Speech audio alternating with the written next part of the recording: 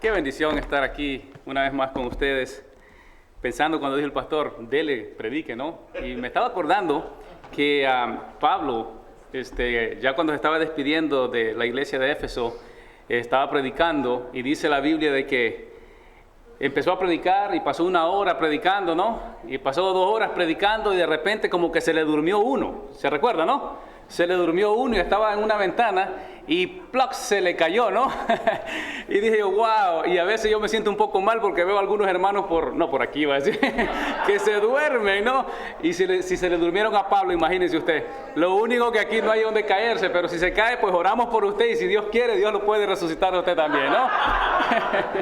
Pero el propósito es que no se duerma, sino que agarre su Biblia y que aprendamos juntos, ¿le parece? Aprendamos juntos. Eso es un privilegio. Yo estoy agradecido con el Señor primeramente y luego por el pastor, por la confianza que tiene. No es fácil para un pastor darle el púlpito a una persona, especialmente a alguien que no tiene experiencia, ¿no?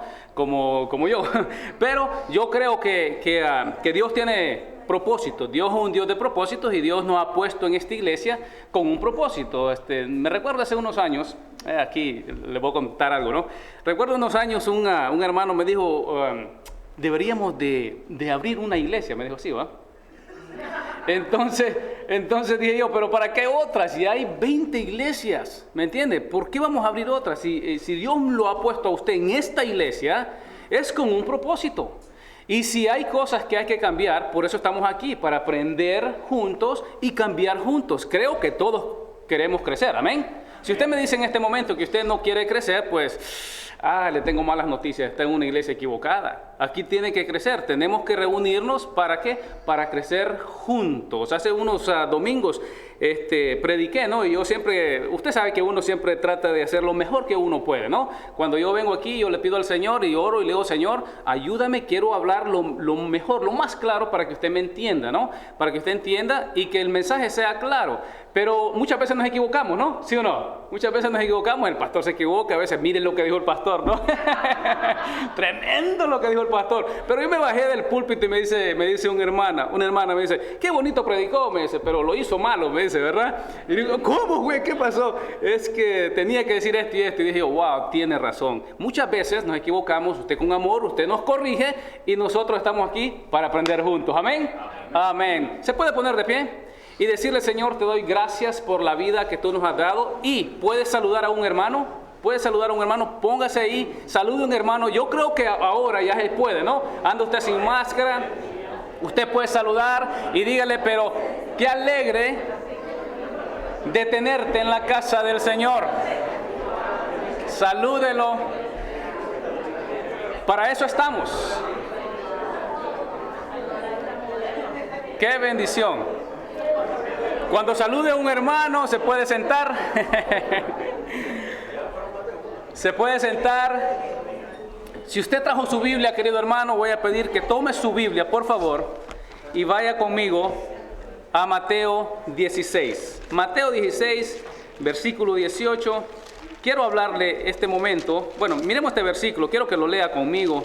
Estamos hablando y vamos a pasar mucho tiempo hablando del tema de la iglesia. En este tema vamos a hablar, en unos domingos que vienen, vamos a hablar de la autoridad que tiene la iglesia. Qué importante, ¿no? ¿Cuál es la autoridad que tenemos? Porque usted se da cuenta que como que la autoridad de la iglesia como que ha ido decayendo, ¿no? Ya hoy no se respetan los pastores como se respetaban antes, o a los curas como respetaban antes, o a los hermanos cuando decían, ese es hermano, ahora dicen, ese como no sé, como que hay una media duda, ¿no? Ya no se respeta eso y vamos a hablar en el futuro de la autoridad que tenemos como iglesia. Pero en este momento quiero que ponga su mirada, vamos a leer este versículo de Mateo 16, versículo 18. Y hay mucho que hablar en eso, pero no lo vamos a ver, solo quiero que lo lea. Dice, y yo también te digo que tú eres Pedro, y sobre esta roca edificaré mi iglesia, y las puertas del Hades no prevalecerán contra ella. Qué tremendo versículo.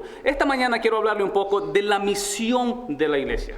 ¿Cuál es la misión de la iglesia? ¿Cuál es el propósito por la cual usted y yo nos reunimos. ¿Por qué usted, en vez de hacer otras cosas, que hay personas que probablemente pueden estar haciendo otras cosas, usted decidió estar aquí con nosotros este día? ¿Cuál es el propósito? ¿Cuál es el propósito por la cual Dios nos dejó en el mundo? Cuando nos salvó, Dios pudo habernos tomado al cielo. ¿Para qué nos dejó en este mundo? Nos salvó y estamos aquí todavía.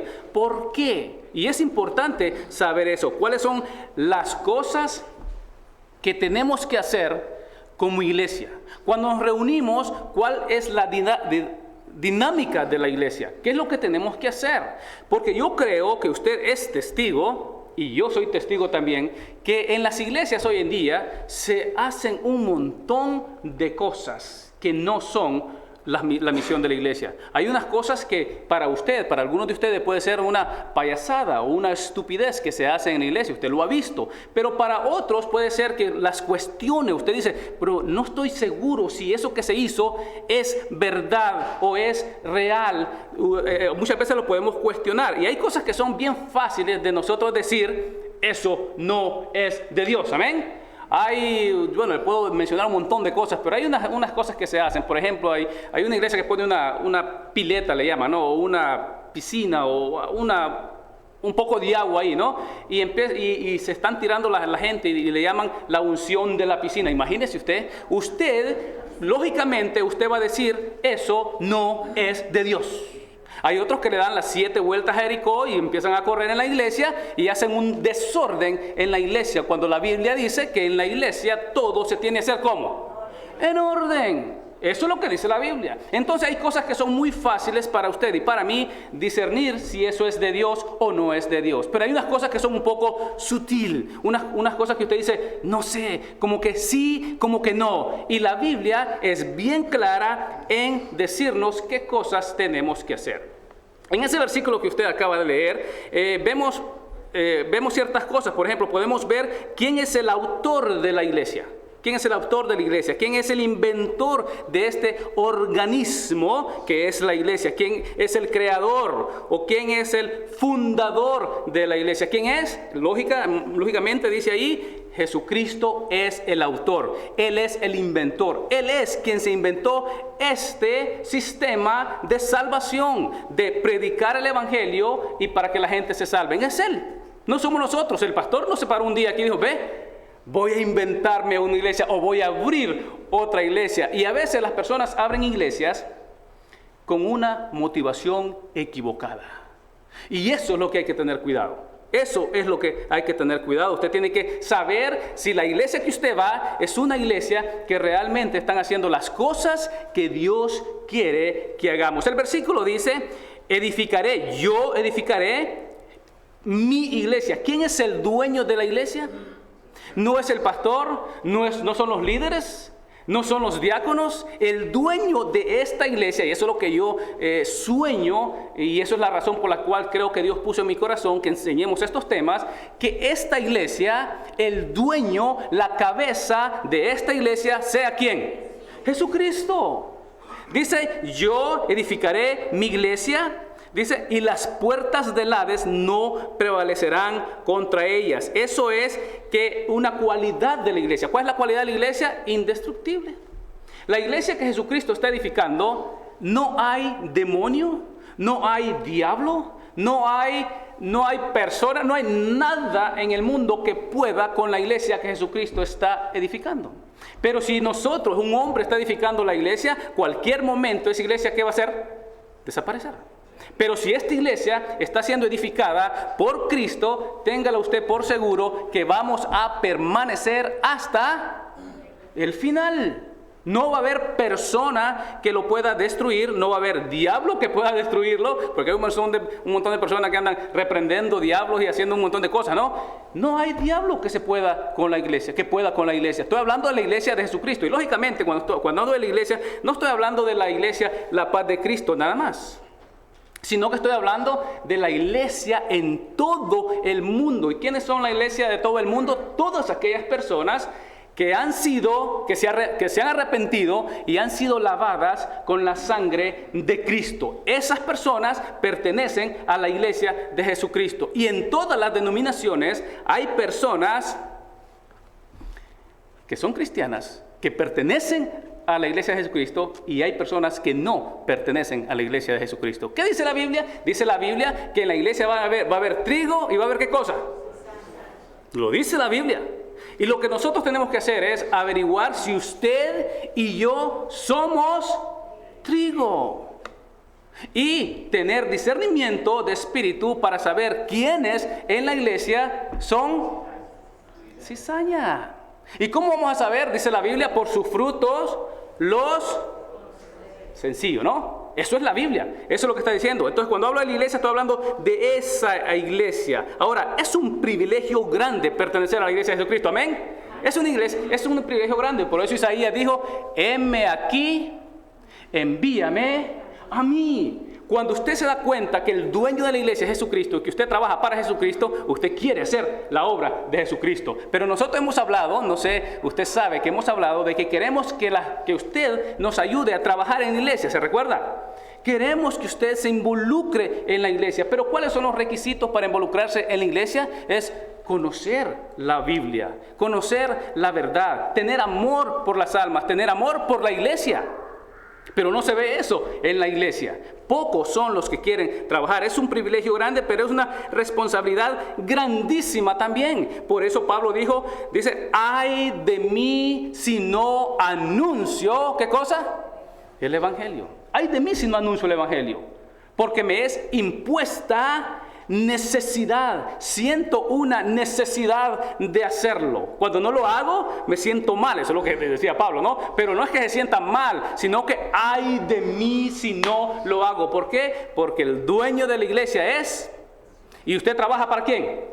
Si usted está en esta iglesia, usted tiene un llamado también. Porque el llamado es no solamente para el pastor, no solamente para Timoteo, que vamos a ver un versículo, no solamente para Timoteo, sino que para todos los que pertenecemos a la iglesia de Jesucristo. Porque cuando Jesucristo dijo, id y predicar el evangelio, no le dijo solo a los pastores, o no le dijo solo a los diáconos. Él le dijo a toda la iglesia, a todos aquellos que pertenecemos a la iglesia de Jesucristo, tenemos un llamado. ¿Cuál es?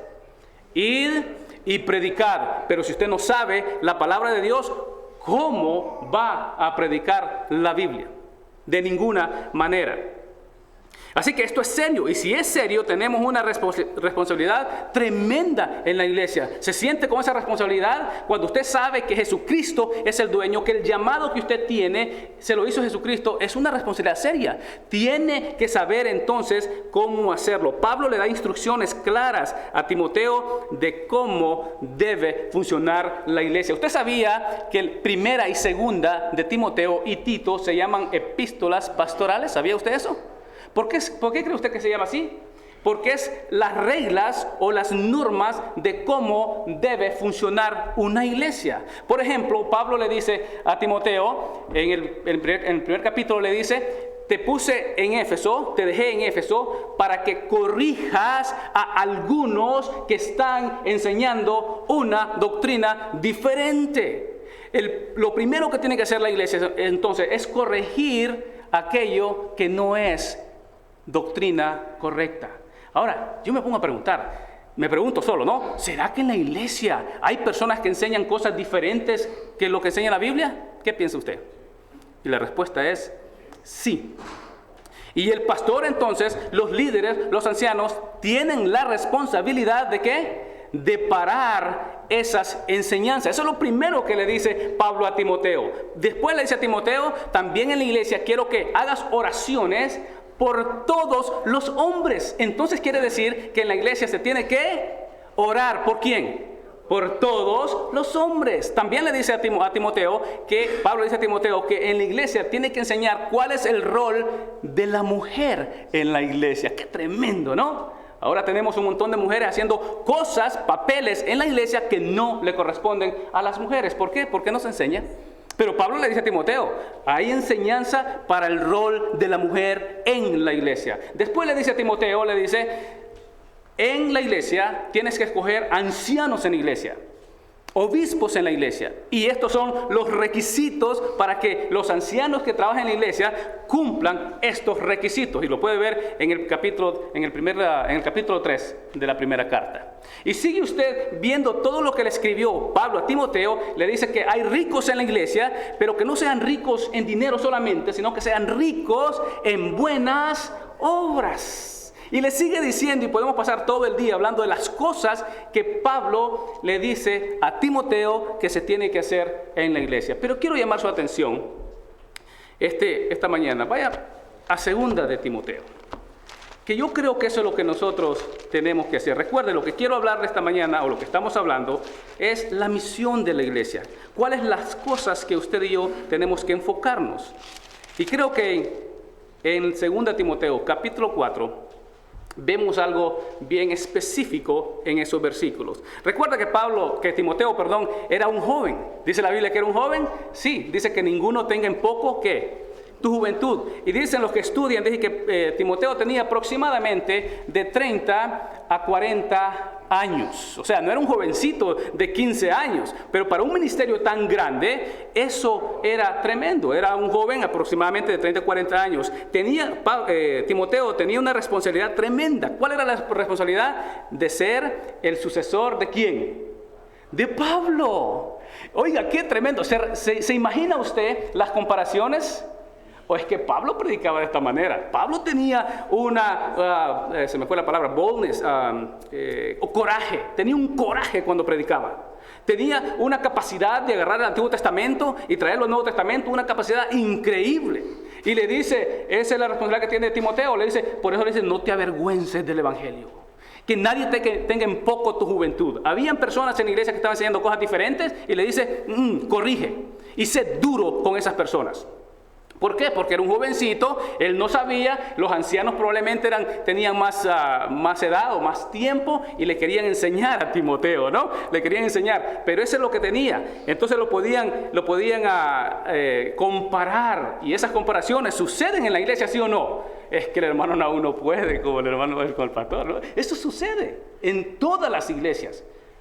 Y Pablo le dice a Timoteo, ninguno tenga en poco tu juventud, sino sea un ejemplo en estas cosas. Y estas eran las responsabilidades que tenía. Probablemente por la presión de la vida, en ocasiones Timoteo se avergonzaba del Evangelio, ¿sí o no? Dice, porque te mando que no te avergüences del Evangelio, porque yo no me avergüenzo, dice Pablo, yo no me avergüenzo, por eso te mando que tú tampoco te avergüences. ¿Alguien de ustedes alguna vez se ha avergonzado de ser cristiano? Ay, no me responda. Óigame, muchas veces llega a nuestras vidas, llegó a la vida de Timoteo y Pablo dice, no te avergüences del Evangelio, ni te avergüences de mí. En ese momento, ¿sabe lo que estaba haciendo Pablo? ¿Sabe dónde estaba Pablo? Pablo no estaba pastoreando la iglesia más grande de Kitchener. En ese momento Pablo estaba en la cárcel. Y esta es la última palabras que Pablo está escribiendo. Y le dice, no te avergüences de mí. No te avergüences, sé imitador de mí. Si alguna cosa vas a imitar, si algún hombre tienes que imitar, imítame a mí. Y Pablo estaba en la cárcel.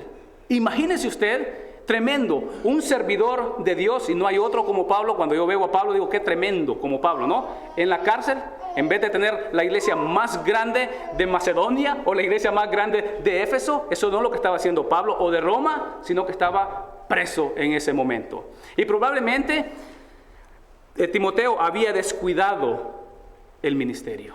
Y le dice, no descuides el don de Dios que hay en ti. No descuides ese don. Tienes un don, tienes un llamado, no lo descuides. Y después le dice, cumple tu ministerio. Cumple tu ministerio. Eso es lo que Dios te ha llamado a hacer. Predica la palabra. Sé ejemplo. Esas son las cosas que tiene que hacer. ¿Lo tiene? Está en 2 Timoteo, capítulo 4. Voy a leer 5 versículos y de ahí vamos a sacar una lista de cosas que yo pienso que la iglesia de hoy tenemos que estar ocupados en ella. Dice así, te encarezco delante de Dios y del Señor Jesucristo, que juzgará a los vivos y a los muertos en su manifestación y en su reino, que prediques la palabra, que instes a tiempo y fuera de tiempo, redarguye, reprende, exhorta con toda paciencia y doctrina. Porque vendrá tiempo cuando no sufrirán la sana doctrina, sino que teniendo comezón de oír, se amontonarán maestros conforme a sus propias concupiscencias, y apartarán de la verdad el oído y se volverán a fábulas. Pero tú, sé sobrio en todo, soporta las aflicciones, haz obra de evangelista, cumple tu ministerio. En esos versículos hay 9 mandamientos, mandatos. Cuando le dice ahí, le dice a Pablo a Timoteo, te encarezco, te mando. Casi le está diciendo, te ordeno. Óigame, qué tremendo. Yo me puse a pensar en eso, ¿no? Digo, si el pastor se para ahí y me dice, aún te ordeno, yo digo, hey, ¿quién es usted para que me esté ordenando, no? Oiga, tenemos esas cosas que no dejamos gobernar de nadie. Y le dice Pablo a Timoteo, te encarezco, te mando. ¿Y qué cosa? Y mira lo que pone Pablo, no le dice, voy a poner testigos a los diáconos, sino que le dice, te encarezco, ¿delante de quién? De Dios. Pongo a Dios como testigo, a ese Dios que todo lo ve, a ese Dios que todo lo sabe. Él conoce si tú estás haciendo tu ministerio de la manera correcta. Si tienes un corazón sincero delante de Dios. Delante de ese Dios es que a ese Dios pongo como testigo, y dice ahí a Dios y el Señor Jesucristo. Y mira lo que dice, que juzgará. ¿A quiénes va a juzgar ese Dios? A los vivos y a los muertos. Ese Dios te va a juzgar a ti, Timoteo, si tú estás haciendo el ministerio correctamente o erradamente. Él es el que sabe. Y pongo a Jesucristo, te mando. Y esta no es la única vez que Pablo le manda cosas a Timoteo. Hay unos versículos que puse aquí. Dice en el capítulo 1 del versículo 18, no tiene que buscar. Pablo le manda a Timoteo que milite, que pelee la buena batalla. Y no solamente que pelee la buena batalla, sino que la gane la batalla. Milita, le dice que pelees esa batalla. Eso se llama guerra espiritual o una guerra por la verdad. Que pelees, que defiendas la verdad. Para eso estás en la iglesia. Eso es un mandato, ¿no? Te mando también otro mandato, que a los ancianos que gobiernen bien los tengas en alta estima y no permitas acusaciones contra ninguno de los ancianos si no hay 1 o 2 testigos. El capítulo 5, versículo 17. Eso te mando. Después dice, te mando que guardes el mandamiento sin mácula o mancha hasta la venida del Señor Jesucristo. No es que Timoteo iba a predicar por 1 año, 2 años, 10 años y se le terminó su ministerio. Te mando hasta que venga el Señor Jesucristo, hasta que aparezca el Señor Jesucristo, que tú tienes que estar pendiente del mandamiento. Que leas el mandamiento, que estudies el mandamiento, es la palabra de Dios, y que prediques el mandamiento. Y eso es lo que le manda Pablo a Timoteo. Ahora, en el versículo 2, Pablo le da un recordatorio a Timoteo. ¿Qué le recuerda? Te recuerdo, dice, que prediques, que lo más importante de la iglesia, lo que tú tienes que hacer en la iglesia, no es actividades, que esas actividades tienen su lugar, todo tiene su lugar en la iglesia, pero cuando nos reunimos aquí, te voy a recordar, le dice, que lo que tienes que hacer es una cosa. El versículo 2 lo tiene, dice, que prediques, ¿qué cosa? La palabra de Dios, que prediques la palabra. Y cuando le dice que prediques la palabra, está diciendo que lo hagas con toda tu fuerza, con toda tu alma, con todo tu ser. Eso es lo que tienes que hacer, a tiempo, que dice el versículo ahí, y fuera de tiempo. Eso es lo que quiero que tú hagas. Ahora, cuando dice prediques la palabra, ¿qué le está diciendo? ¿Qué palabra? No tenían el Nuevo Testamento. ¿Tenían qué? El Antiguo Testamento.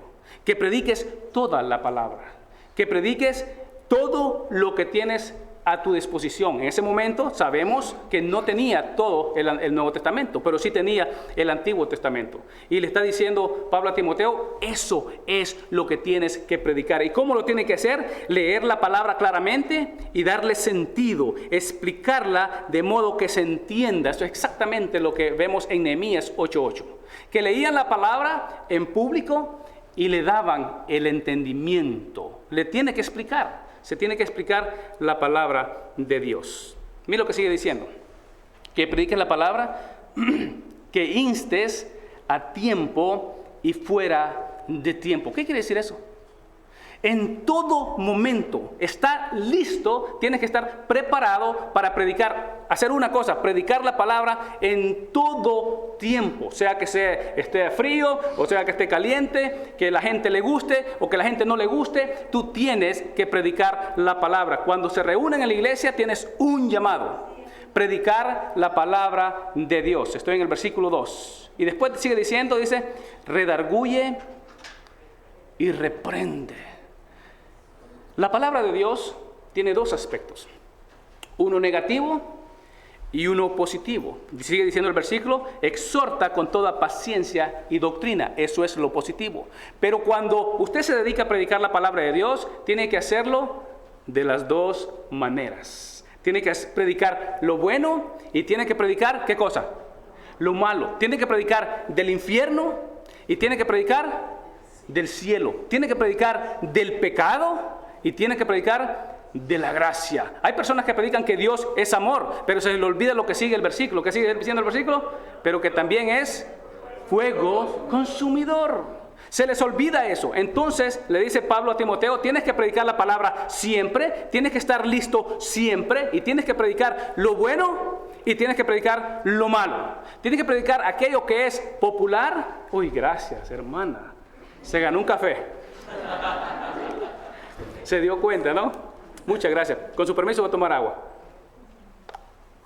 Muchas gracias. Mire, para uno de predicador es fácil predicar lo bueno. Qué bonito levantarle el ánimo a usted y hacerlo sentir bien a usted. Recuerdo hace unos días, no sé si le comenté, que encontré a un hermano que venía aquí en la iglesia y dice, y luego ya no lo veo en la iglesia. Y me dice, sí, es que voy, y me mencionó otra iglesia, ¿no? Y yo sé que en esa iglesia es un desmadre, ¿no? Y entonces, y me dice, es que en esa iglesia yo me siento bien.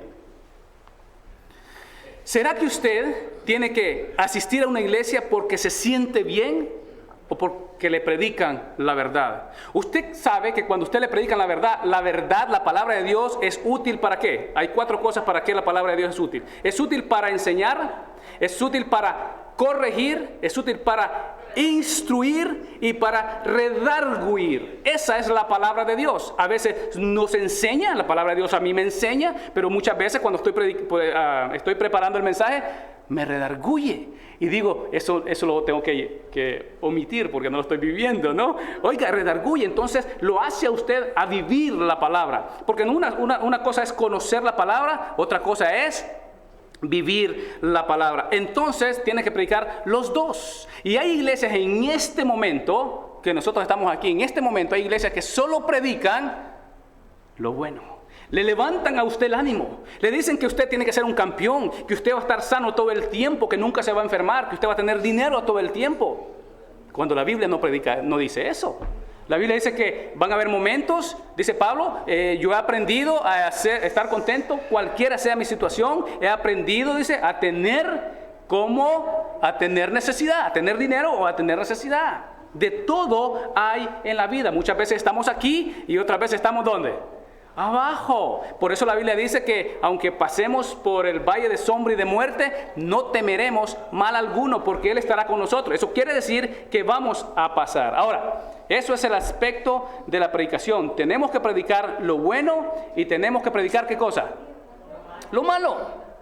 Tenemos que decirle a usted que si usted continúa en el pecado, usted no va a entrar en el reino de los cielos. Que si usted miente, la Biblia dice que ningún mentiroso va a entrar en el reino de los cielos. Tenemos que decirle que ese infierno de la cual predica o que habla la Biblia es un infierno que usted nunca va a morir, que va a haber un gusano ahí que nunca va a morir, Tenemos que predicarle esas cosas, pero también tenemos que predicarle que Dios es misericordioso y que tiene un plan para su vida, y que si usted se arrepiente y usted cambia su vida, usted tiene un destino glorioso en el Señor, que le espera la vida eterna.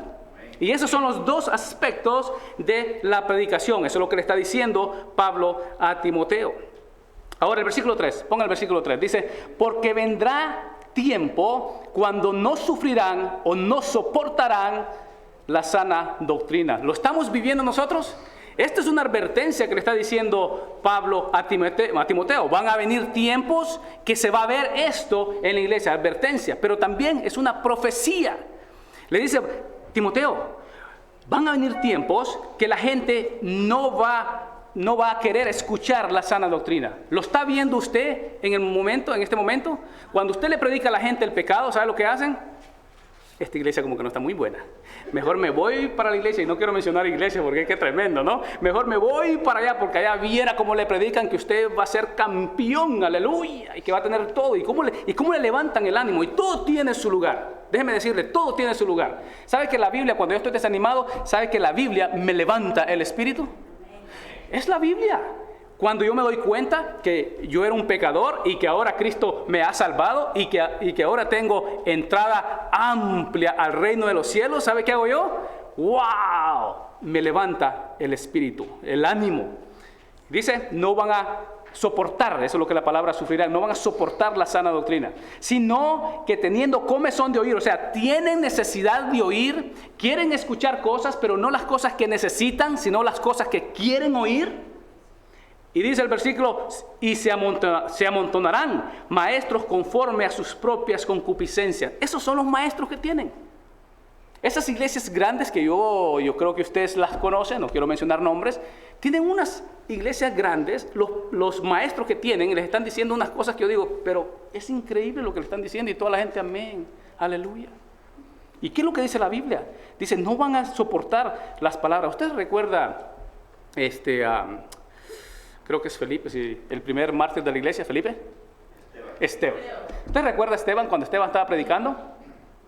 Dice, cuando les dijo la verdad, cuando les habló la palabra de Dios, dice la Biblia, dice que se taparon los oídos y no querían escuchar, ¿qué cosa?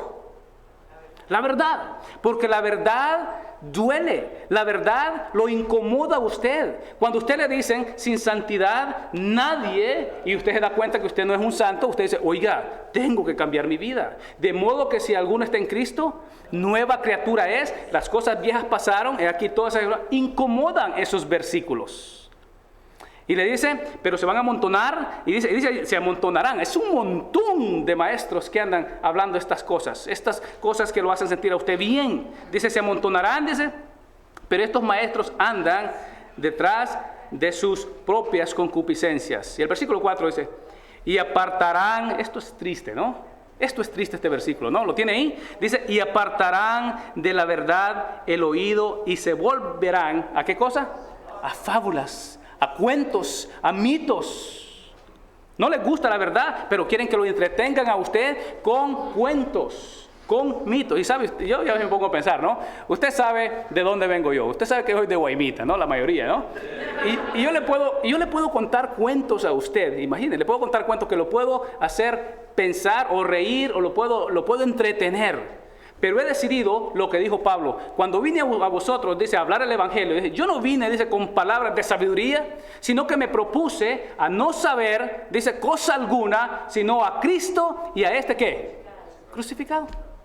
Lo único que tenemos que hacer es lo que le dice Pablo a Timoteo. Esta es la iglesia. La misión de la iglesia entonces es que predicar el evangelio, predicarlo a tiempo y fuera de tiempo, exhortar, predicar lo bueno y predicar lo malo. Triste el versículo 4.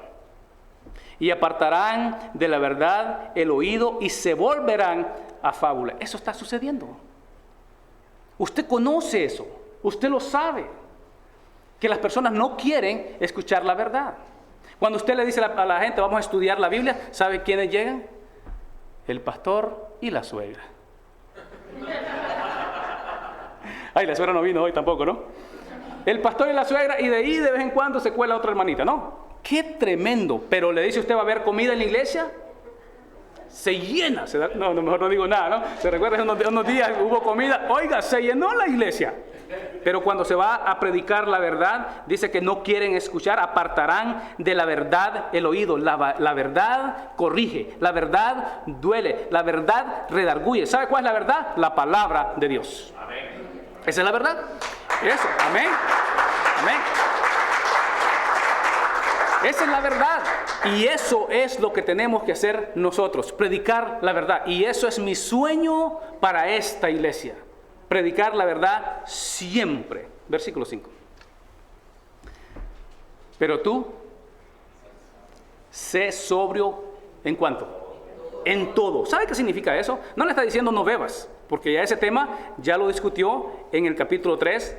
¿Me entiende? Que dice que los ancianos no se den mucho al vino. No está hablando de eso. Sino sé prudente o tener dominio propio. En todo lo que sucede en la iglesia, tienes que tener dominio propio.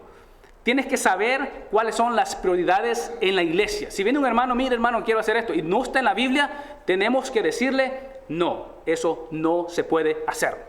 Si alguien está enseñando algo en la iglesia que no es Biblia, usted le tiene que decir, no, eso no se tiene que predicar. Eso es duro. Hace unos días, no sé si decirlo, ya creo que lo voy a decir. Hace unos días estaba con una persona, ¿no? Y mi esposa siempre me está, ¿sabe cuando estamos en la mesa, no? Mi esposa siempre me está, no digas eso, no hables eso. Entonces yo tengo un problema, si no es la suegra es la mujer, ¿no? Pero tengo un problema serio. Entonces estaba diciendo algo que yo sé que no es correcto. Yo sé que no es correcto. Y entonces sentía la necesidad de decirle, pero mi esposa me hizo así, ¿cómo le dice? Me peñiscó, dice, ¿no?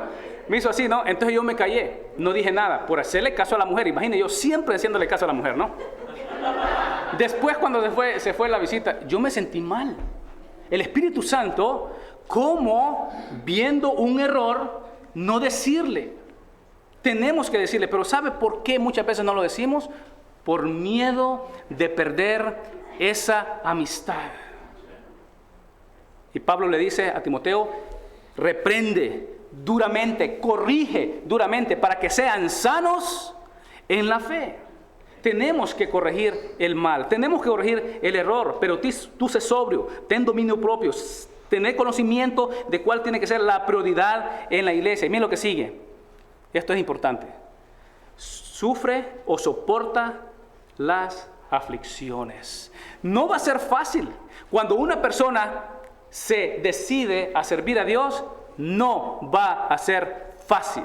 Vea usted una página atrás, en el capítulo 3, versículo 10. Ponga su mirada ahí. Dice, pero tú has seguido mi doctrina, conducta, propósito, fe, longanimidad, amor, paciencia, persecuciones, padecimientos, como los que me sobrevinieron en Antioquía, en Iconio, en Listra, persecuciones que he sufrido, y de todas me ha librado el Señor. Y ese versículo, esa parte, de todas me ha librado el Señor, como que no capta mi mente. Como que yo me pongo a pensar un poquito, ¿cómo? ¿Y no que lo apedrearon? ¿Y no que lo sacaron como muerto? ¿Y no que lo tuvieron que sacar en una canasta? ¿Cómo es que de todas me ha librado el Señor? Hay que poner atención, ¿no? Y dice el versículo 12, que es el punto, ¿no? Y también todos los que quieren vivir piadosamente en Cristo Jesús, ¿qué dice ahí? Padecerán, ¿qué? Persecución. Todo aquel que se decide a predicar la palabra sabe que Timoteo tenía conocimiento, sabía que si él predicaba la verdad de la manera que lo hacía Pablo, le esperaba el mismo destino de Pablo. Lo mismo le esperaba. Y usted pregunta, ¿será que Timoteo alguna vez estuvo en la cárcel? ¿Qué piensa usted? Le digo, tienes que imitarme a mí, tienes que hacer lo que yo hago. Pero si yo voy a la cárcel por predicar la verdad, lo que te espera a ti es cárcel también. Creo que tengo el versículo. Hebreos, yo creo que usted tal vez lo ha leído, pero no le ha puesto atención. Hebreos, creo que es el versículo 12. Hebreos.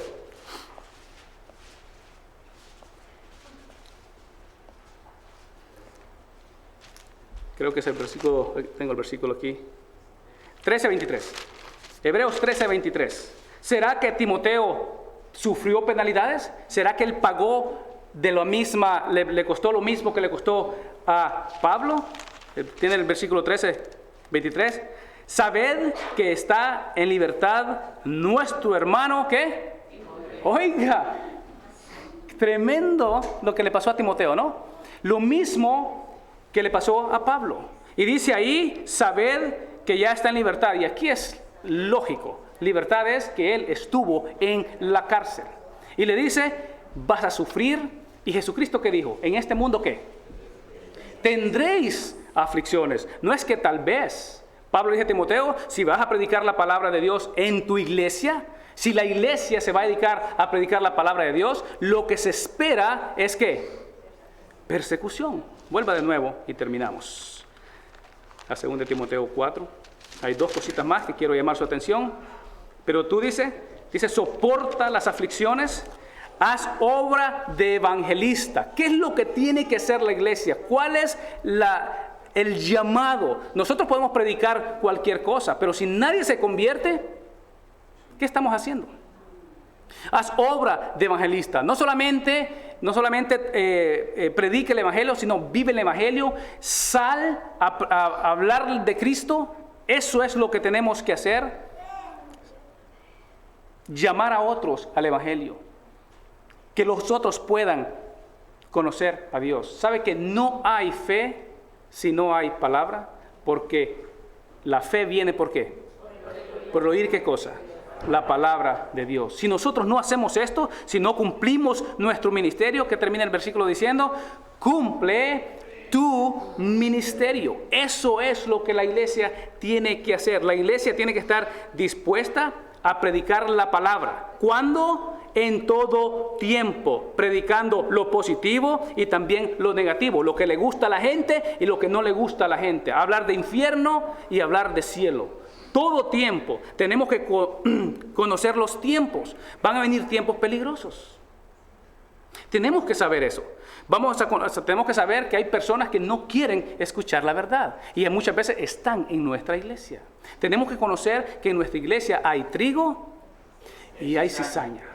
Pero el llamado es a cumplir nuestra misión. ¿Y cuál es nuestra misión como iglesia? Predicar la palabra de Dios. Qué tremendo, ¿no? Qué tremendo. Eso es lo que Pablo le indica a Timoteo. Y las personas pueden decir, pero eso era para Timoteo. Yo no soy pastor. No. Eso es para todos nosotros. Claro, los que predicamos es directo. Pero para los que no, es indirecto, pero es para usted. Usted tiene que hacer lo mismo que hacía Timoteo. Y tiene que saber que si predica la verdad, puede ser que pague con la cárcel. Por eso Jesucristo dijo, el que me sigue tiene que estar dispuesto a tomar ¿qué cosa?